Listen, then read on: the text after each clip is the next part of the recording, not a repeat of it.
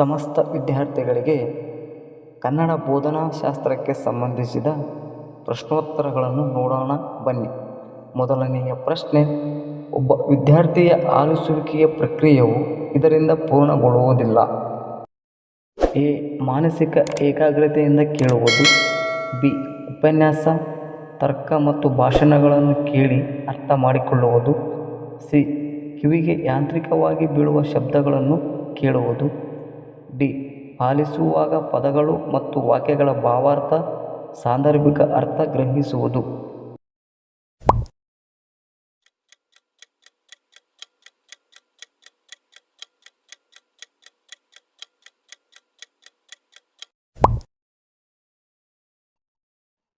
ಸರಿಯಾದ ಉತ್ತರ ಸಿ. ಕಿವಿಗೆ ಯಾಂತ್ರಿಕವಾಗಿ ಬೀಳುವ ಶಬ್ದಗಳನ್ನು ಕೇಳುವುದು.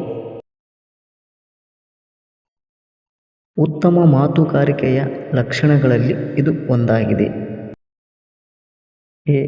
ಅಲ್ಪ ಪ್ರಾಣ ಮಹಾಪ್ರಾಣಗಳನ್ನು ಸಂದರ್ಭಕ್ಕೆ ತಕ್ಕಂತೆ ಬಳಸದಿರುವುದು. ಬಿ.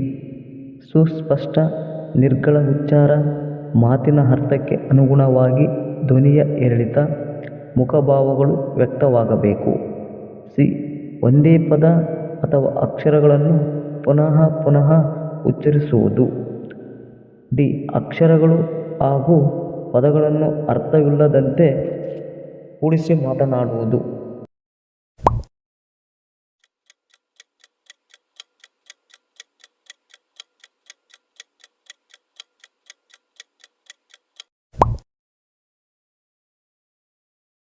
ಸರಿಯಾದ ಉತ್ತರ ಬಿ. ಸುಸ್ಪಷ್ಟ ನಿರ್ಗಳ ಉಚ್ಚಾರ, ಮಾತಿನ ಅರ್ಥಕ್ಕೆ ಅನುಗುಣವಾಗಿ ಧ್ವನಿಯ ಏರಿಳಿತ, ಮುಖಭಾವಗಳು ವ್ಯಕ್ತವಾಗಬೇಕು. ತಲೆಕಟ್ಟು, ಏತ್ವ, ದೀರ್ಘ, ಕೊಂಬು, ಅರ್ಕಾವತ್ತು ಮುಂತಾದವುಗಳನ್ನು ಸರಿಯಾಗಿ ಸೇರಿಸದೇ ಇರುವುದು. ಎ. ಆಲಿಸುವಿಕೆಯ ದೋಷ. ಬಿ. ಮಾತುಗಾರಿಕೆಯ ದೋಷ. ಸಿ. ಓದುಗಾರಿಕೆಯ ದೋಷ. ಡಿ. ಬರವಣಿಗೆಯ ದೋಷ.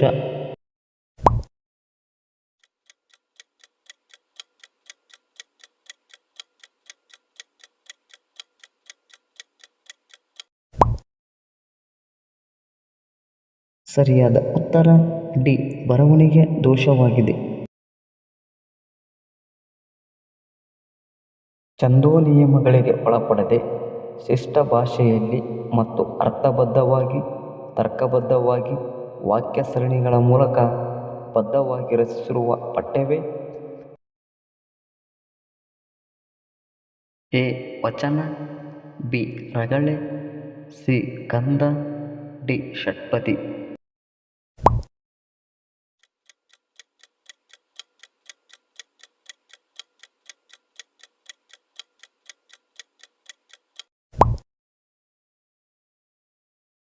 ಸರಿಯಾದ ಉತ್ತರ ಎ. ವಚನವಾಗಿದೆ.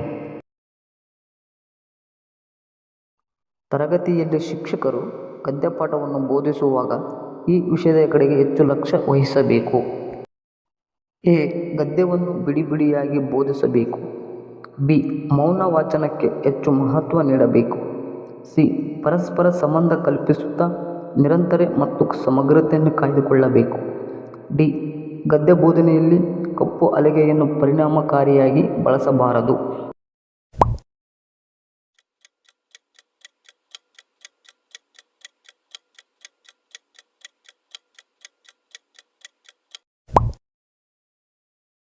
ಸರಿಯಾದ ಉತ್ತರ ಸಿ. ಪರಸ್ಪರ ಸಂಬಂಧ ಕಲ್ಪಿಸುತ್ತಾ ನಿರಂತರ ಮತ್ತು ಸಮಗ್ರತೆಯನ್ನು ಕಾಯ್ದುಕೊಳ್ಳಬೇಕು. ಮೂರ್ತದಿಂದ ಅಮೂರ್ತದ ಕಡೆಗೆ ಸಾಗುವ ಬೋಧನಾ ಪದ್ಧತಿ ಯಾವುದು? ಎ. ನಿಗಮನ ಪದ್ಧತಿ. ಬಿ. ಅನುಗಮನ ಪದ್ಧತಿ. ಸಿ. ಕಂಠಪಾಠ ಪದ್ಧತಿ. ಡಿ. ಹಿರೇಮಣಿ ಪದ್ಧತಿ.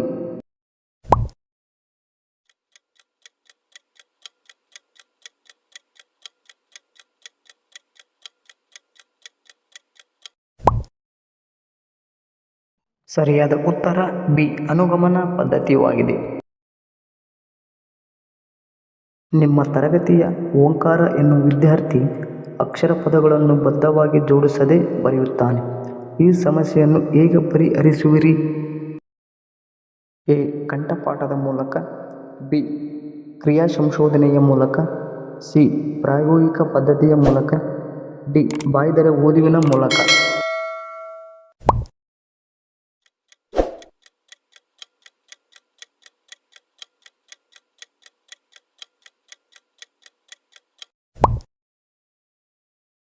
ಸರಿಯಾದ ಉತ್ತರ ಬಿ.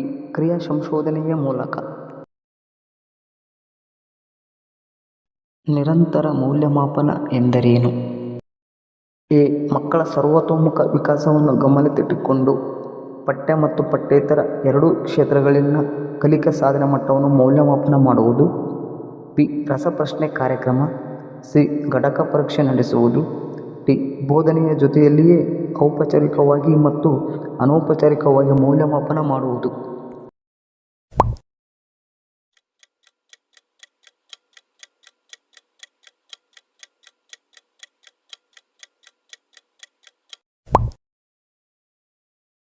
ಸರಿಯಾದ ಉತ್ತರ ಎ. ಮಕ್ಕಳ ಸರ್ವತೋಮುಖ ವಿಕಾಸವನ್ನು ಗಮನದಲ್ಲಿಟ್ಟುಕೊಂಡು ಪಠ್ಯ ಮತ್ತು ಪಠ್ಯೇತರ ಎರಡೂ ಕ್ಷೇತ್ರಗಳಲ್ಲಿನ ಕಲಿಕೆ ಸಾಧನೆ ಮಟ್ಟವನ್ನು ಮೌಲ್ಯಮಾಪನ ಮಾಡುವುದು. ಪಾಠದ ಕಡೆ ವಿದ್ಯಾರ್ಥಿಗಳ ಗಮನ ಸೆಳೆದು ಅದನ್ನು ಉಳಿಸಿಕೊಳ್ಳಲು ಅಧ್ಯಾಪಕರ ವರ್ತನೆಯಲ್ಲಿ ಆಗುವ ಉದ್ದೇಶಪೂರ್ವ ಬದಲಾವಣೆ ಕೌಶಲ್ಯ ಯಾವುದು? ಎ. ಪ್ರಚೋದನೆ ಬದಲಾವಣೆಯ ಕೌಶಲ್ಯ. ಬಿ. ನಿರ್ದೇಶನಗಳೊಂದಿಗೆ ವಿಶದೀಕರಿಸುವ ಕೌಶಲ್ಯ. ಸಿ. ಪಾಠ ಪರಿಚಯಿಸುವ ಕೌಶಲ್ಯ. ಡಿ. ವಿವರಣಾ ಕೌಶಲ್ಯ.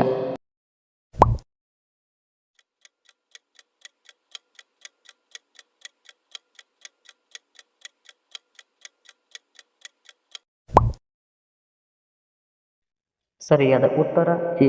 ಪ್ರಚೋದನೆ ಬದಲಾವಣೆ ಕೌಶಲ್ಯವಾಗಿದೆ. ನಾಟಕ ಬೋಧನೆಗೆ ಕೆಳಗಿನ ಈ ಹೇಳಿಕೆ ಅನ್ವಯಿಸುವುದಿಲ್ಲ. ಎ. ಆಂಗಿಕ, ವಾಚಕ, ಸ್ವಾತಿಕ ಗುಣಗಳ ಒಂದು ಕಲೆ. ಬಿ. ಪಠ್ಯ ಮತ್ತು ಪ್ರದರ್ಶನಗಳ ಸಮನ್ವಯ. ಸಿ. ಪರಿಕ್ಷರಣ ಸಂಪಾದನಾ ಕೌಶಲ್ಯಗಳ ಮಹತ್ವ. ಡಿ. ಸಂಭಾಷಣೆ ಪ್ರಧಾನವಾದ ಸೃಜನಾತ್ಮಕ ಸಾಹಿತ್ಯ.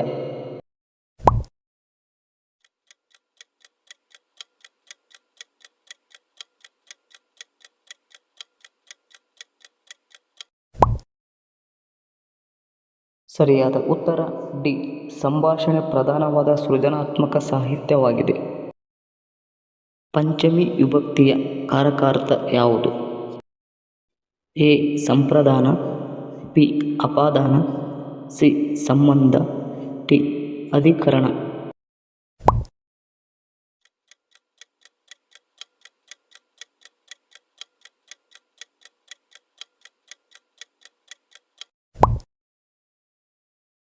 ಸರಿಯಾದ ಉತ್ತರ ಬಿ. ಅಪಾದಾನ.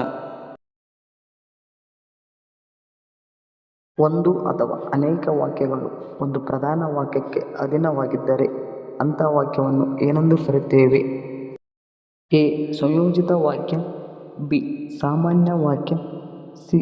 ಪ್ರಶ್ನಾರ್ಥಕ ವಾಕ್ಯ. ಡಿ. ಮಿಶ್ರ ವಾಕ್ಯ.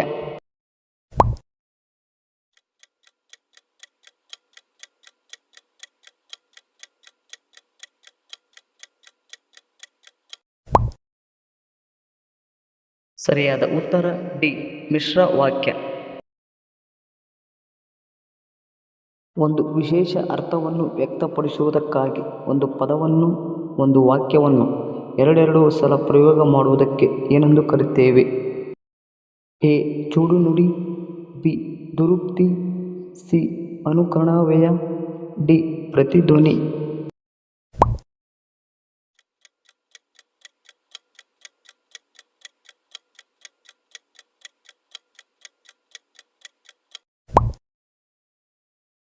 ಸರಿಯಾದ ಉತ್ತರ ಎ. ಚೂಡುನುಡಿ. ಆತ್ಮಾರ್ಥಕ ಸರ್ವನಾಮಕ್ಕೆ ಉದಾಹರಣೆ ಕೆಳಗಿನ ಪದಗಳು ಯಾವ್ಯಾವು? ಎ. ತಾನು, ತಾವು. ಬಿ. ಅವನು, ಅವಳು. ಸಿ. ನಾನು, ನಾವು. ಡಿ. ನೀನು, ನೀವು.